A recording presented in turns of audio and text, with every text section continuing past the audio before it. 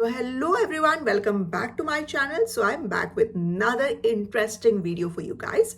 So this lesson that I'm going to teach you today is very important in your English speaking journey because we are going to talk about tenses in English.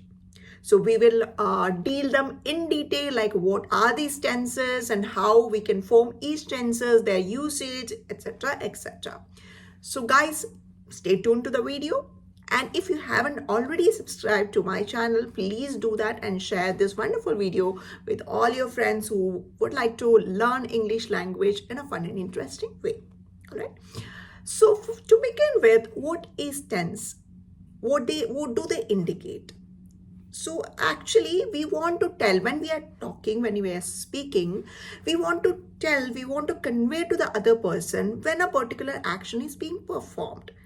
Otherwise, it doesn't make any sense. Like if you are saying something and you don't know whether it has already happened, whether it is going to happen, or whether it will happen. So tense actually indicate time of an action. Whether the action has already completed, whether that action is going to happen, all these things are indicated by tenses. All right. So we have basically three tense. We have the present tense, we have the past tense, and we have the future tense. All right. We have what have already happened, your past, your present, and the future. All right. What has happened, what is happening, what is going to happen. Three tenses. We can broadly divide tense into three. And then we have subclasses in each of these tenses. All right. Now, first we will take present tense. Present tense is what is happening now. You're present. Okay. So in present tense, you have the first category as simple present tense. So simple present tense you use when you want to talk about a general truth, a universal truth, your habits, your routines, all these things you can indicate when you are talking about all these things, you can use simple present tense. Like sun rises in the east, I walk to school every day, all these things you can indicate in simple present tense. So how can you create a simple present tense? Like you can take the verb. Verb is actually what indicates an action, right? Verb is an action in a sentence. In simple present tense, if the subject is singular, you use yes to the verb. Okay? He talks. If the subject is plural, we don't add that s. So with I, you use I talk. We talk. She talks. He talks. Okay. The subject is first person or plural, you don't add s. If subject is singular, you add s to the base form of the verb. All right. That is your simple present tense. Then you have present continuous tense. Something that is continuing, action that is continuing at the present point of time while we are talking. What is happening while we are talking? All right. So they are playing. The children are playing now. Children are playing in the ground. Or the students are reading books. All these things that is happening while we are talking, we indicate in simple present continuous tense. And to form present continuous tense, we take the verb and add ing to that. T is the form of present continuous tense. Then we have present perfect tense. So present perfect tense is used for an action that has completed in past, that has already completed in the past, but they have present relevance. It is still relevant at the point of time that we are speaking, even though it has been completed in the past. All right. So the context is thing has completed, but it still have a relevance at the point of time that we're talking. Like I have visited New York. I have visited New York, but still now I'm talking something about New York and it still have relevance even though my travel or my trip to New York has already completed. It has a present relevance. So in that situation, we use present perfect tense. And to form present perfect tense, what do? We take the verb and we add has or have to the past participle of the verb. Okay. I have visited. I have visited. She has visited. They have visited. All right. He has visited. Has or have plus past participle of the verb. That is how we form a present perfect tense. We have the present perfect continuous tense. So in present perfect continuous tense, the action has started in past but it is still continuing to the present time. All right. For that, you can say she has been studying for 2 hours. Even now she's studying, but she started that before 2 hours. So she has been studying for 2 hours. They have been studying in Oxford for the past 2 years. So they are still studying in Oxford. All right. So how do we form a present perfect continuous tense? We can take has or have plus been plus ing. Has or have plus been plus ing is the form of present perfect continuous tense. All right. So we have completed with all our 4 present tenses. Now we will delve into the past tense. In past also, we will go in the same order. First, you have the simple past tense. In simple past is used for actions that have completed in past, simply completed in past. Like they walked down the street yesterday, I had a burger yesterday. So what are things that have happened in past, completed in past? We use simple present tense. So the verb from the past tense of the verb, simple past tense of the verb. That is how we form a simple present tense. Okay. Then we have past continuous tense. In past continuous tense, we are talking about something that has been continuing at a past point of time. That has been continuing at the past point of time. Now it is not continuing. It has completed, but it was continuing for a period of time in past. Okay. So she was crying yesterday for almost 2 hours. Now we have past perfect tense. So past perfect tense is used to indicate you have 2 actions and you want to know which of the actions happened first. 2 actions and you want to know which of these actions happened first. So for the first action, we use past perfect tense. Second action, we use in simple present tense.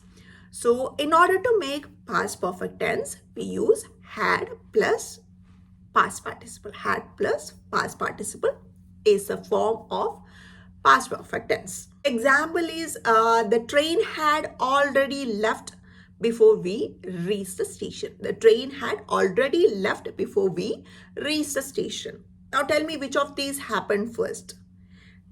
The action which is having past perfect tense is the one which happened earlier. That means the train had already left before we reached the station. All right. So we have the last tense in our category of past tense, which is past perfect continuous tense. So an instance or an action has been continuing for a period of time in past before an action has begun. Okay. Something was happening for a period of time, then something else happened. So in this, to indicate the pehla wala action which has been continuing for a period of time, we use past perfect continuous tense, right? And what is the verb form of past perfect continuous tense? We use had plus been plus ing form of the verb. Okay. They had been waiting for 2 hours when the bus has finally arrived. They had been waiting for 2 hours when the bus has finally arrived. Okay. So they have been waiting for so long. So which thing happened first? They have been waiting. They were doing that for a continuous period of time in the past before the bus arrived. All right. So in order to indicate a continuous action before another action happening, we use past perfect continuous tense. All right. If you see this being a bit confusing, what I can do is I can also add the verb forms in between the video after each of the section that I'm starting. Then you get a better idea of each of the tenses. And if you want me to make more videos in detail in each of these sessions of tenses, do comment me. I can even do that. This is a kind of an overall, you can say a bird eye view of the tenses. All right. I can go deep into that. If you want that to happen, please do comment me in the comment sections. All right. By this, we are coming to the last part of our lesson today. We are going to deal with future tense and first one being simple future. Simple future is something that is going to happen in future. So we basically use will plus a base form of the verb. I will go there tomorrow. They will go Paris next year. Something that will happen in future. Okay. Then we have future continuous tense, something that will be continuing in future, something that is going to continue into the future time. So for that we use future continuous tense. How we will form that? You'll form that using will be plus ing form of the verb. Okay. They will be celebrating his birthday by tomorrow evening. They will be celebrating his birthday by tomorrow evening. Next category of tenses is future perfect tense. Future perfect tense is used to indicate that an action, both actions are in future, and which of the action is happening first in future, or something will be completed before a future action. Okay. So how you will form future perfect tense? You use will be plus past participle of the verb. By the end of next year, they will be graduated. By the end of next year, they will be graduated. So both are future action, and the one that is happening first will be indicated by future perfect tense. All right. Now we come to the last part or the last category of our tense, that is future perfect continuous tense.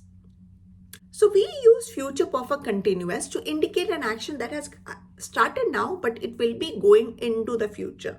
It is still going on, but it will be going into the future as well. As an example, you can say that by 2024, I will have been working here for around 10 years. So by 2024, I will have been working here for 10 years. All right. So a lot of tenses like, future perfect tense, future perfect continuous tense, all these tenses, you don't use that often in your spoken communications.